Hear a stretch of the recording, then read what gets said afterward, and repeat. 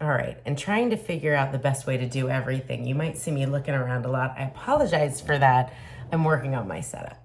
But for now, one of the most important things for all of us to be aware of is that if we do not feel comfortable giving a referral, let's project out. Maybe other people don't feel comfortable giving a referral either. So what does that mean for trying to build your business through referrals? It means none of us is getting anywhere that way. And we may all really like each other and really, trust each other's specialties and businesses. But if we're not comfortable saying to somebody else, you need to go and talk to this woman who's going to solve this problem for you, or this guy over here has the answer to this question that you're asking, then, we're wasting a lot of our time. Not that we don't love getting together. It's great getting to know other people in the community. But if our conversations turn into, I'm not making any money, I'm going to have to go get a job, that's not serving us very well. When I lived in California, and a lot of you know that I loved my BNI process in California, I learned so much that I feel like really was of benefit to me. Some of it was not BNI doctrine, though. Some of it was just from our franchise owners.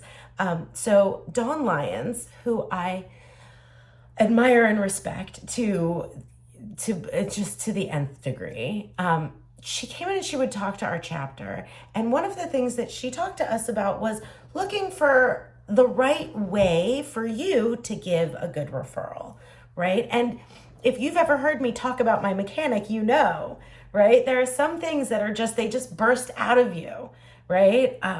Good deals, whatever my experience was. So that's actually she has 3 methods to help us feel that there are different ways that we can accomplish giving a good referral. So one of them is just this, what I was saying. When you have a good experience with somebody, talk about it. Tell people about it, and don't even wait for them to ask.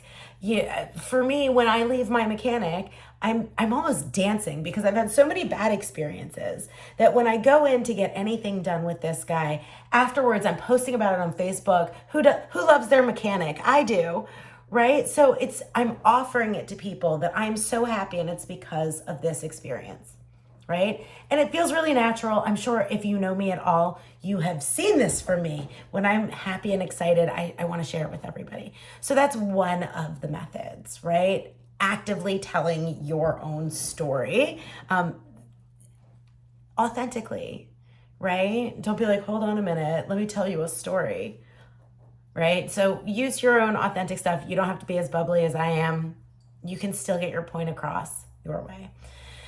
The other way is to be opportunistic, right? When you know other people's businesses really well, and then you hear people talking, people in your sphere, or, at the grocery store, whatever. You don't have to do it at the grocery store. But when you hear people complaining about something that that somebody in your field or in your sphere can do something about, what is the best way for you to be able to confidently say, I would like to connect you to somebody who might be able to work you through this, when we wait to hear what other people are already complaining about or what they're concerned about or what their needs are, then it's nice to be able to have a resource and say, I know somebody who's going to be able to help you with that, right? In your most authentic voice.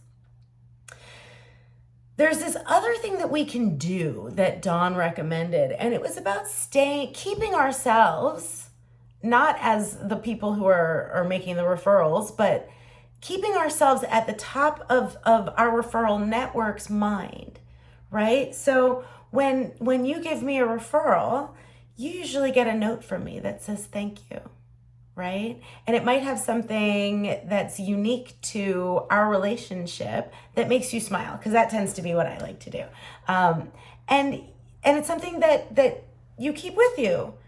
And so there are ways that we can kind of pepper the environments, of course, with permission, right? To say, I'd like to be in your office with you even when I'm not there. I'd like to be somebody that you think about. I think about you too. So it's a little bit different, but it's just a way to stay top of mind because, as you all know, when something is top of mind, it's easier to retrieve. And often we get into patterns with people, especially the people in our lives, our friends and family members who, we have the same conversations year after year after year. Well, perhaps there's a new resource in your life that you might say, have you considered talking to somebody about your gut health? Have you talked to somebody about your, the way that you're talking to yourself, or about the way that your furniture is positioned in your house and how that leads to all those bruises? Each one of those things has probably pulled up a professional in your head that you're thinking, oh, that person might be able to help. So I just want you to think about these 3 things, super simple. I was going to keep these videos under 10 minutes, and those of you who know me know that I get a little excited and go too quickly. So because this is on YouTube, you can actually slow me down. Go to your speed settings, and you can reduce the speed if you want to go back and hear me a little bit more slowly. And just like a quick review, we can actively tell our awesome stories to people. Whoever wants to hear it, whoever doesn't want to hear it, just tell people.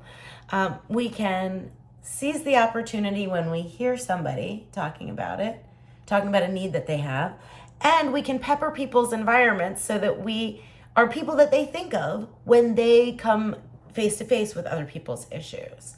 So 3 super simple strategies for offering to be a resource and sharing your resources. It is imperative that we are thinking not just about our clients' needs. Like, I know a lot of us think that we can do magical things across the board for all of our clients. We are holistic practitioners. That means we think about the whole person. But sometimes in thinking about the whole person, we need to also think about other resources that we have so that that person can get even farther than any one of us could possibly take any one person. There's a reason that we can come together. We are stronger collectively for all of our patients, clients, participants. So I want you to think about that. And this is not a shaming or a finger wagging. I know it is terrifying to think about putting your own reputation on the line. What if this person doesn't do what I've promised that they can do? Let's upend that right now. So, because it's me, I'm going to start with, what is the best way for me to serve the people in my life through the resources I have at my disposal? What is the best way for me to serve the people in my life through the resources that I have at my disposal? So I'm going to end here. If you have any questions, please do not hesitate to reach out. Liz@ditchthedx.com. Or you can definitely get in touch with triangleholisticconnection@gmail.com. And Ludi and I are always happy to talk to you about anything. But certainly, let's start getting much more comfortable giving great referrals. And I'll see you guys real soon.